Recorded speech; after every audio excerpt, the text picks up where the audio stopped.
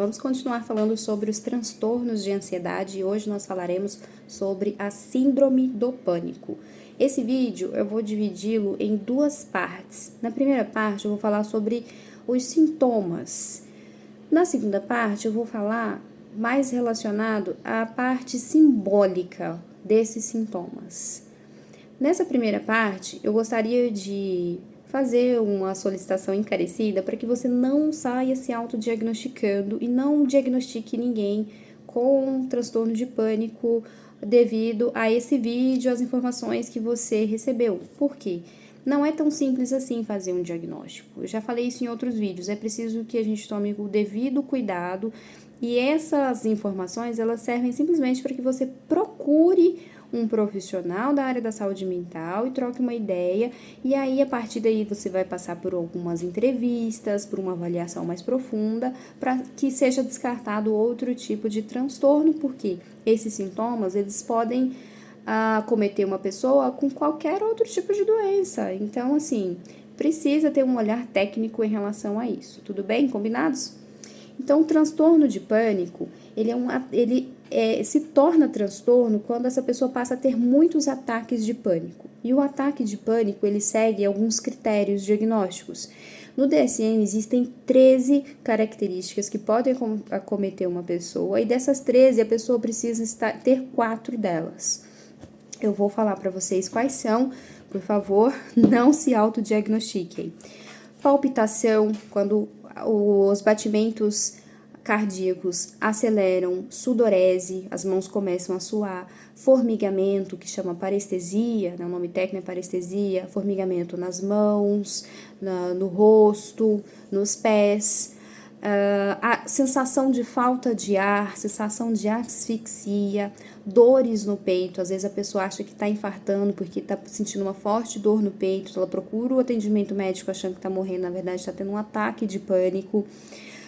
Náuseas e desconfortos abdominais, tonturas, a pessoa pode sentir tanto calafrio quanto sensação de calor. Isso que eu falei no começo, apenas 4 desses precisam estar presentes para que se desconfie de um ataque de pânico, não precisa ter todos esses. E aí nós vamos agora falar de 3 aspectos que são mais mentais do que físicos, porque até aqui eu falei sobre as sensações físicas. Sensações mais cognitivas, mais no campo mental. Medo de morrer. A pessoa sente essa dor toda, se sente diferente e aí começa a criar pensamentos e começa a ter um medo muito grande e abrupto de morrer. Ou medo de enlouquecer. A pessoa pensa, nossa, eu vou enlouquecer, ela começa a ter uma percepção diferente e aí fica com medo de perder o controle de toda a situação interna. Outra situação que pode acontecer com a pessoa é a desrealização ou a despersonalização. A desrealização é uma sensação de irrealidade, ela perde o contato com essa realidade, ela começa a olhar as coisas e começa a achar estranho. Quando a pessoa tem desrealização, ela pode ter, consequentemente, aquele medo de enlouquecer, medo de estar ficando louca, medo de estar perdendo o controle sobre a tua própria psique. A despersonalização é quando a pessoa tem um distanciamento de si mesma, ela começa a se estranhar, começa a distanciar desse corpo, dessa pessoa que ela é e começa a achar tudo isso muito estranho. Isso se chama despersonalização. Esses são os sintomas, são 13 critérios para que se faça um diagnóstico de síndrome do pânico, de transtorno de pânico ou de ataque de pânico quando a pessoa tem ali em um mês, a pessoa teve 1 ou 2, por exemplo. Para a gente diagnosticar uma pessoa com transtorno de pânico, essa pessoa tem que passar por esses sintomas, ter esses sintomas de forma recorrente, de formas abruptas, estando ela em contato ou não com algo, um objeto ou um pensamento ansiogênico que cause ansiedade, que seja um gatilho.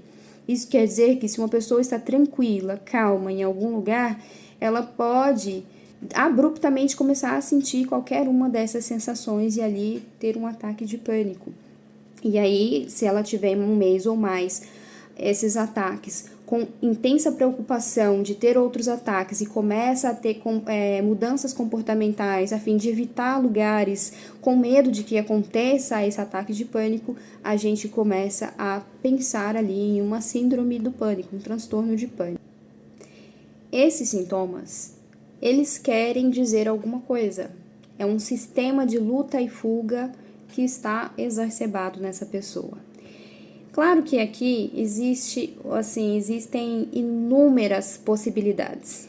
Existe a possibilidade de ser algo genético, que é a maior parte que tem ali uma evidência científica.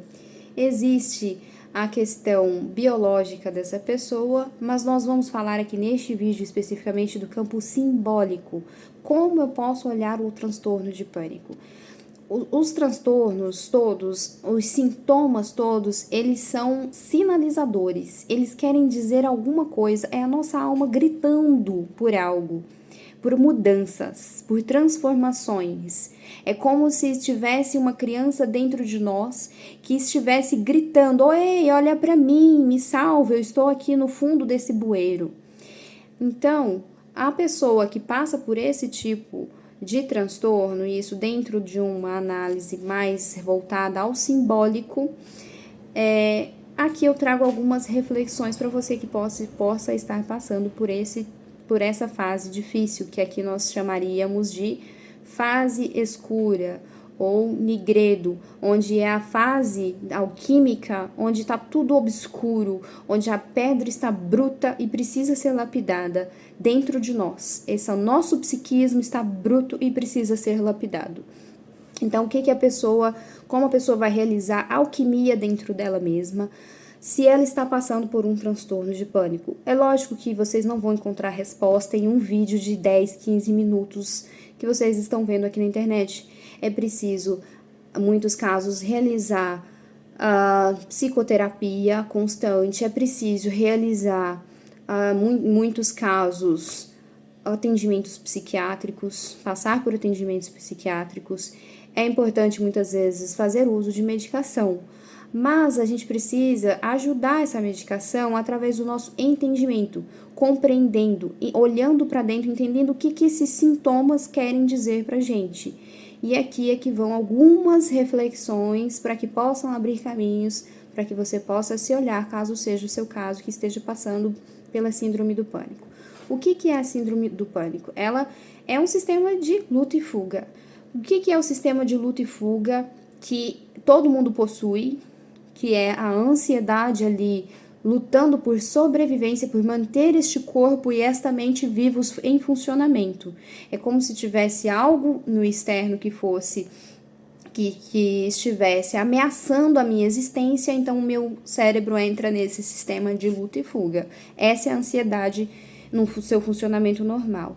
Quando essa pessoa tem crises e crises de pânico, talvez ela possa, num primeiro momento, se perguntar: o que na minha vida está me matando aos poucos? Qual é o processo de morte que eu estou precisando passar, ou o que em mim está morrendo? Porque aqui por si só já existem inúmeras possibilidades. O que está me matando? É a minha rotina? É a minha alimentação? É a minha forma de pensar? São os meus padrões de pensamento que estão muito autodestrutivos? São relações tóxicas que eu tenho vivido e não tenho conseguido colocar limites? O que na minha vida, o que na minha existência está me matando aos poucos? O que está ativando o meu processo de luta e fuga? Isso a gente está extrapolando a questão genética. Claro que tem pessoas que vão ter maior propensão, outras menos, mas é um sinalizador para a gente olhar para dentro e se questionar, se perguntar. Outro sentido: qual parte em mim está morrendo e o que precisa morrer e por que está morrendo?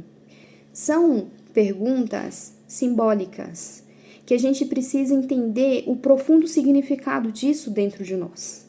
Por exemplo, uma coisa é a gente se reorganizar na vida e perceber o que estava fazendo com que a gente morresse psicologicamente ou até às vezes fisicamente aos poucos. Isso é uma situação. Outra situação é o que internamente em mim precisa morrer. Mas esse é um morrer positivo. Não é esse morrer de morte de esperança, de morte no sentido de que eu não estou fazendo o que eu gosto, eu não estou vivendo a vida que eu deveria levar. Isso é uma coisa. Outra coisa é o que em mim precisa morrer. E é aqui que a gente precisa fazer essa transformação, essa alquimia dentro, para perceber o que dentro de nós precisa morrer. Será que é o medo? O medo de arriscar na vida? Será que é a insegurança? Será que é o próprio apego? Apego a esta matéria, a esta forma, a essa constituição, corpo-mente, como a gente se percebe?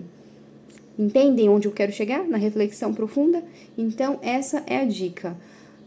Peguem um papel, uma caneta e vá anotando. Anota o que na sua vida não está legal, o que você precisa mudar. E aqui são reflexões simbólicas. Agora eu vou passar para uma parte mais prática. Estou passando por uma crise de ataque de pânico, né? Eu estou passando por uma crise de pânico. O que eu vou fazer? Existem algumas técnicas que podem te ajudar. A primeira delas, você pode nomear 5 coisas que você está vendo. Estou vendo aqui um copo, óculos, caneta, caderno, celular, relógio. Nomear as coisas físicas para que você vá voltando, aterrando e concentrando em outras realidades externas. Outra técnica da respiração, a melhor que você vai ver em qualquer lugar. Essa é a dica chave de ouro, porque a respiração vai levar oxigênio para o seu cérebro e aí você vai conseguir tranquilizar o seu sistema cardíaco e aí os seus batimentos cardíacos vão voltar para um equilíbrio. Outra situação, modificar esquemas mentais para o caso de pessoas que tenham esse medo de morrer. Colocar na cabeça, entender que se você já sentiu isso antes, né? Se já senti isso antes, então não vou morrer, vou fazer os exames e tá tudo bem, e não dar corda para pensamentos autodestrutivos. E ao mesmo tempo, pensando lá no simbólico, por que estou com medo de morrer? O que é que me assusta nessa finitude da vida? E começar a fazer esse movimento gradativamente. Se você não tem esse hábito de fazer muitas análises filosóficas, faça de forma gradativa, para não assustar muito. Mas se você já tem o hábito de fazer introspecção, de realizar meditações, de fazer reflexões filosóficas, vai aprofundando nisso daí. Por que eu tenho tanto medo de morrer? Do que é que eu tenho medo? O que está por trás? Quais são as raízes? Porque tenho apego. E aí, ir desconstruindo essas imagens que nós vamos construindo ao longo de toda uma existência. Bom, aqui são dicas básicas e eu gostaria de fechar esse vídeo mais uma vez de forma muito ética e prudente, dizendo que não se autodiagnostique, porque muitos desses sintomas que foram ditos aqui anteriormente podem estar presentes em outros transtornos. Por exemplo, se uma pessoa sente tudo isso, mas ela teve contato com um objeto fóbico, ela tem fobia social, ela tem outro tipo de transtorno, então já não vai entrar no critério de transtorno de pânico. Vocês entendam vocês que é muito complexo. Esse vídeo é para você que já tem esse diagnóstico de transtorno de pânico, ou para você que sentiu alguns desses sintomas, procurar um especialista para te ajudar nessa avaliação.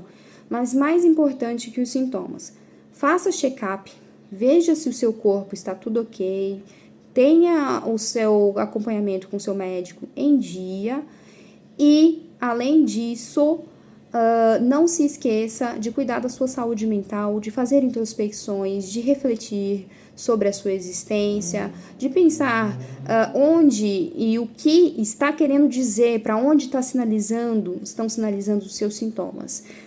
É muito complexo, até nós que somos psicólogos precisamos do olhar de um outro psicólogo, passarmos por toda uma avaliação, porque é muito complexo a gente poder fazer um diagnóstico.